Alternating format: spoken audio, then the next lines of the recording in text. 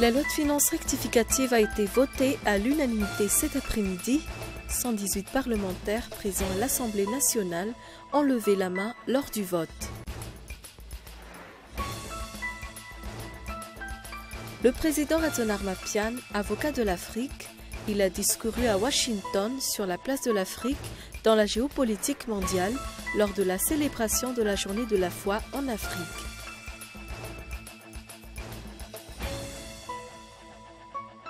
Plusieurs pays ont pris des mesures drastiques face à la propagation du virus Ebola.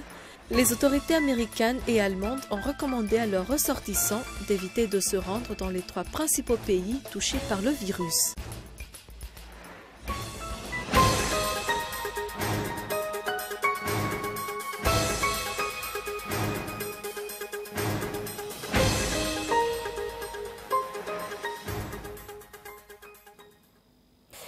Bonsoir à tous, bienvenue si vous nous rejoignez sur Cool TV. À la une de l'actualité, la loi des finances rectificatives a été adoptée à l'unanimité cet après-midi. 118 parlementaires présents à l'Assemblée nationale ont levé la main lors du vote. Les bruits sur l'achat des voix ont couru depuis hier. Ils ont été niés en bloc par certains députés. Les questions portant sur la répartition du budget au niveau de la collectivité décentralisée ont focalisé l'intérêt des parlementaires. Reportage de Erigina Rabari.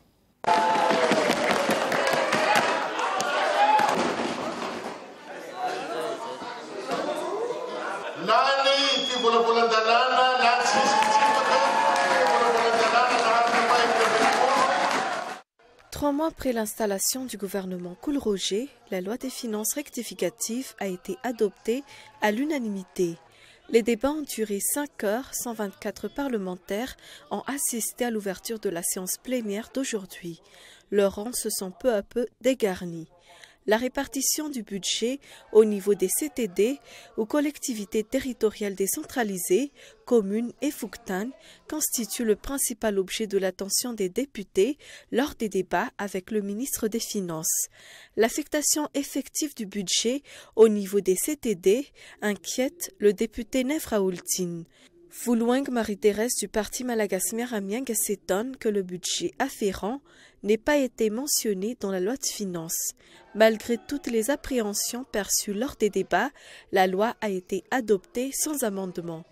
Depuis hier, les rumeurs sur l'achat des votes circulent dans les couloirs de l'Assemblée nationale. Des parlementaires auraient perçu une somme de 500 milliards en contrepartie d'un vote favorable. Le pratique est régulièrement dénoncé par les observateurs, la société civile ou les journalistes. L'unanimité intensifie les suspicions. Le CEFAFI, Observatoire de la vie publique, a déjà dénoncé haut et fort la vénalité et la corruption érigées en valeur dans les institutions politiques, un fait nié par le député élu à Bétchouk. D'après Ranjena Soul Nicolas, l'adoption de la loi de finances rectificative a été faite sans pression et avec le consentement de tous les parlementaires. Avec ou sans pot de vin, nul ne peut nier que l'examen de la loi de finances rectificative a été fait avec une rare célérité. Le président Radzon Armapian, avocat de l'Afrique, il a discouru à Washington sur la place de l'Afrique dans la géopolitique lors de la célébration de la journée de la foi en Afrique ou Believe in Africa Day. L'événement a été organisé par la Commission de l'Union européenne et la chaîne Africa 24. Reportage. 6 mois après son investiture, le président Radzon Armapian peine à convaincre sur sa politique de réconciliation nationale. Quelle sera sa forme? Qui sont les protagonistes? Quand est-ce qu'elle sera mise en œuvre et comment? Depuis son accession au pouvoir, le 25 janvier dernier, jusqu'à hier à Washington, le chef de l'État n'a pourtant cessé de proclamer que la réconciliation nationale compte parmi ses priorités. Pour ce qui concerne mon pays de manière particulière, mais je crois que c'est partagé par plusieurs pays d'Afrique, nous allons devoir faire face à la réconciliation nationale. C'est un aspect très important du développement de tous les pays d'Afrique. Chaque peuple doit se réconcilier avec lui-même d'abord. Et c'est à partir de cela qu'on peut mettre en place un vrai développement économique partagé par tout un peuple, partagé par toutes les régions d'un pays. C'est ce que j'appellerais une décentralisation effective. Cela fait exactement 6 mois que l'opinion publique attend des actions tangibles sur la réconciliation nationale. À ce jour, tout reste au stade des promesses. Même les avis de ceux qui tiennent le rôle de réconciliateurs, à l'instar de la FFKM ou le Conseil chrétien des églises, le FFM, ou Conseil national de la réconciliation, le groupe Tatanmen, ou le CRN, ou Conseil de la réconciliation nationale de l'ancien président Albert Saf, divergent. L'on attend également la clarification de la politique de l'État sur l'agriculture, l'un des secteurs que le président Erazonar Mapian a mis en exergue lors de cette allocution. Il faut que l'Afrique pourvoie à son autosuffisance. Il faut que l'Afrique pourvoie à sa sécurité alimentaire. Et je pense que c'est un élément de base pour cette grande Afrique. L'Afrique est riche. Elle est riche en ressources naturelles, en ressources minières.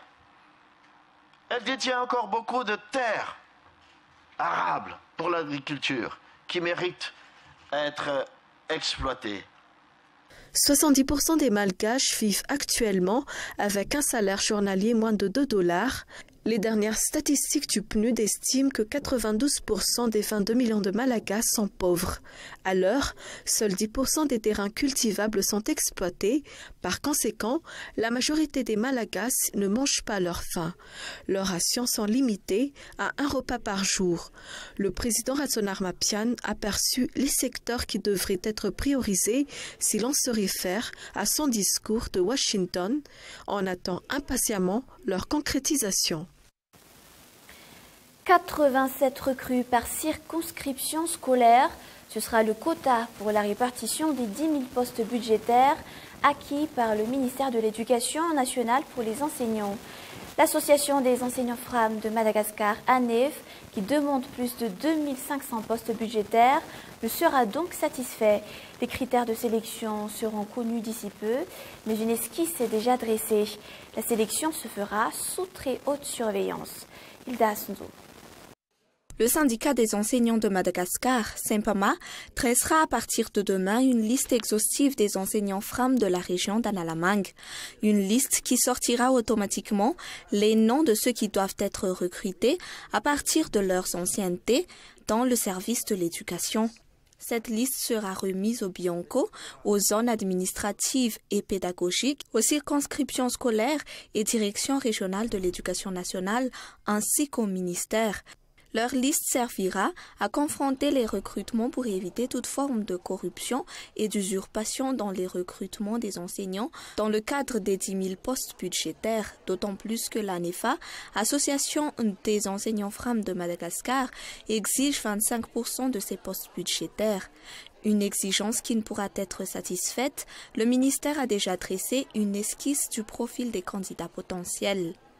Il y a 75 000 IET FRAM. Et on a dit que si on a divisé donc le 10 000 postes au 114, parce qu'il y en a 114 Cisco à Madagascar, à peu près donc il y a 87 recrutés par Cisco. Donc on a annoncé donc que ce n'est pas possible de les intégrer tous les 75 000 de maîtres FRAM. La priorité sera donnée aux maîtres FRAM qui ont accumulé le plus d'expérience et aux enseignants sortant de l'Institut national de formation pédagogique, selon le directeur général de l'éducation de base. Le processus commencera après celui des directeurs régionaux de l'éducation nationale et des chefs Cisco dont l'appel à manifestation d'intérêt est en cours.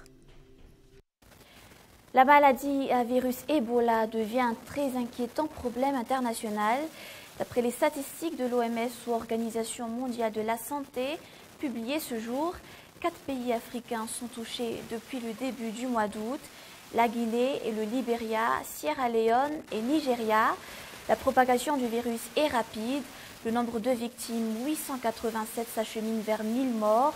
Le ministre de la Santé annonce ce jour le renforcement du contrôle et des mesures de protection aux frontières, dont les aéroports. Reportage. Même si la fièvre hémorragique Ebola n'est pas encore décelée sur l'ensemble du territoire, des mesures sont déjà prises par les autorités sanitaires pour lui barrer la route. Cette maladie a déjà tué près de 800 personnes en Afrique de l'Ouest. D'après les responsables de santé, la sensibilisation sur cette maladie est le moins qu'ils peuvent faire jusqu'ici. La préparation des hôpitaux pour l'accueil d'éventuels malades figure parmi les mesures préventives. 1600 personnes sont jusqu'ici déclarées atteintes de la fièvre d'Ebola. Cette maladie entraîne la mort en 2 jours.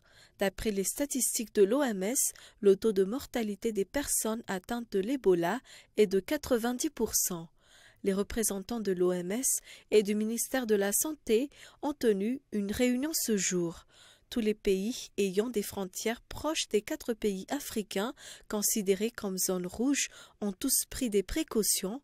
Nombreux sont les symptômes de la fièvre Ebola, diarrhée, hémorragie, maux de tête et ou vomissements.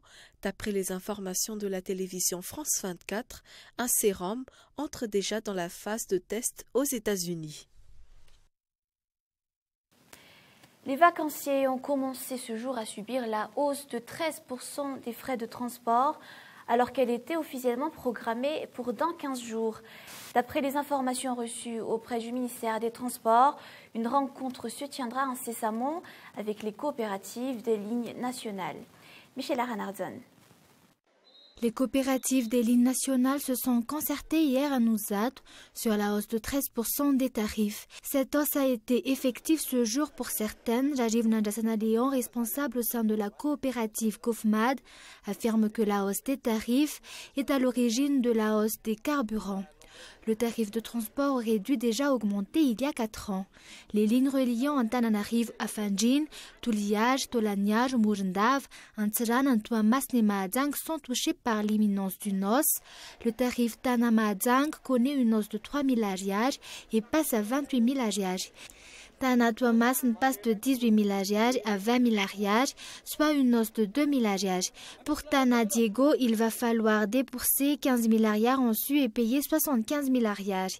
Un responsable du ministère des Transports annonce ce jour qu'une rencontre se tiendra bientôt avec les coopératives pour trouver un terrain d'entente. Normalement, le ministère des Transports a jusqu'au 19 août pour trouver des solutions. Les lignes urbaines et suburbaines devaient à partir de ce mois d'août utiliser des cartes carburant afin de bénéficier des mesures de compensation face à la hausse du prix des carburants. Volet social cette fois-ci. Quelle est l'espérance de vie des Malgaches? Selon les statistiques de la Banque mondiale en date du 30 juillet 2014, 3,1% des Malgaches seulement vivent au-delà de 65 ans. 54,67% d'entre eux sont des femmes. Une dame habitant à Bouibo a fêté ses 102 ans cette année. Elle fait partie des doyens des Malgaches. Actuellement, l'ONU n'a recensé à Madagascar qu'une trentaine de nonagénaires de 90 à 99 ans. Sora Koutunjin. Razaf Macha Chaoum Mirazaf est née vers 1912 selon un acte de naissance en bonne et due forme. Elle a donc environ 102 ans. Pourtant, elle déclare être encore plus âgée que n'atteste son acte de naissance. Elle n'a pas eu d'enfant. Elle a éduqué et hébergé 2 filles et ce sont elles qui prennent soin de Mamie Razaf actuellement. C'est une femme exceptionnelle.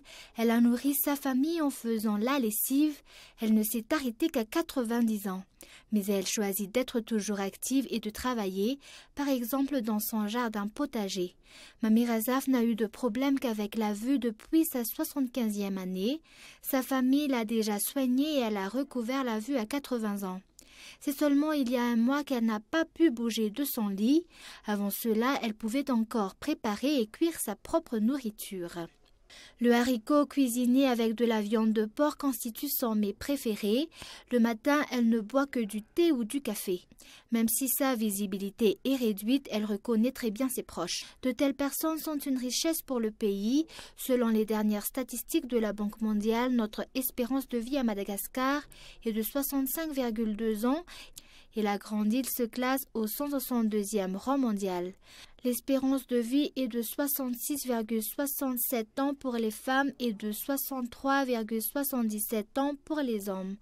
Andorre est au premier rang avec une espérance de vie de 83,51 ans. Macao en Chine se met en seconde position avec 82,27 ans et le Japon tient la troisième place avec une moyenne de 82,02 ans. Le doyen de l'humanité vit dans le pays du soleil levant. Misao Okawa a célébré ses 116 printemps cette année 2014. Elle est la doyenne de l'humanité recensée comme encore vivante. La ville de Mahajang a retrouvé son calme ce jour, malgré les rumeurs d'une descente des victimes de la manif d'hier sur le campus Zambunjin. En tout cas, le président de l'université a demandé à la population de recourir à la justice.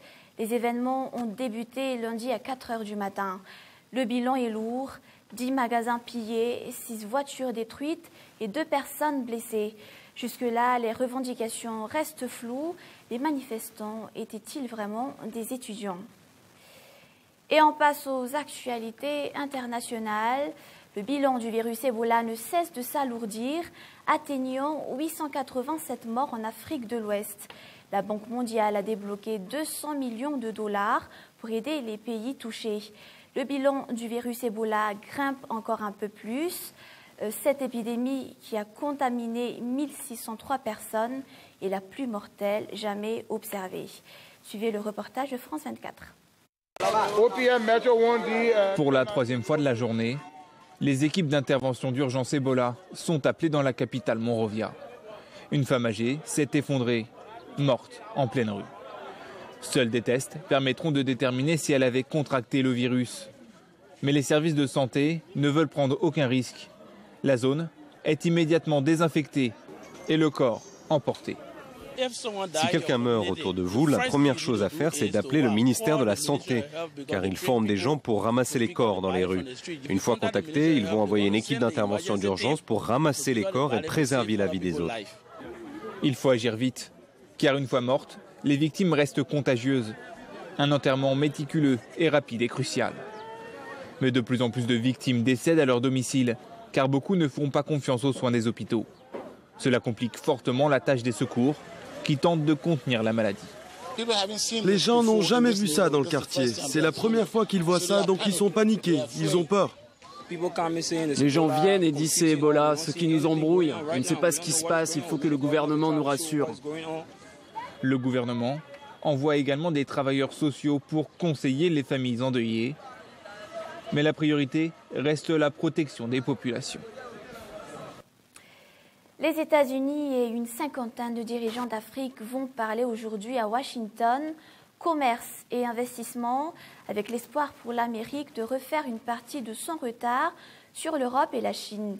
Après une première journée hier consacrée à la démocratie et aux droits de l'homme, le sommet historique États-Unis-Afrique doit se recentrer sur l'objectif central de cette réunion, préparée pendant un an par le président Barack Obama, qui voit dans le continent africain la prochaine success story mondiale.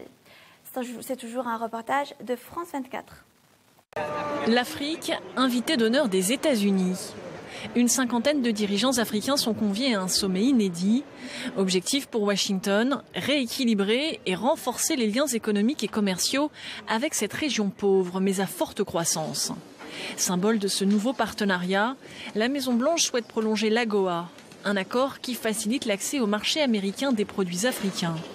Washington entend aussi renforcer l'accès à l'électricité en Afrique subsaharienne. Une nouvelle approche censée aider les États-Unis à rattraper leur retard face à l'Union européenne et à la Chine mieux implantée en Afrique, mais qui ne doit pas faire oublier les défis à relever par le continent. Le marché fonctionne toujours mieux dans la transparence et la bonne gestion. Cela favorise un climat propice aux investisseurs et aux porteurs de projets. Autre défi, la population africaine. Elle va passer de 1 milliard aujourd'hui à 2 milliards d'ici à 2050. Autant de personnes à former, autant de nouveaux consommateurs à satisfaire. Restez avec nous sur Cool TV, Mirror and Strass avec Elle et Vida. Juste après ce journal, suivi de l'Afro-Basket et de 2 films, Situation amoureuse et compliquée avec Manu Payet, un film romantique, et La crème de la crème avec Thomas Blumenthal, un film comédie romantique aussi. Et c'est ainsi que se referme ce journal. Merci à vous tous de l'avoir suivi. Je vous souhaite une très belle soirée sur Cool TV. Au revoir.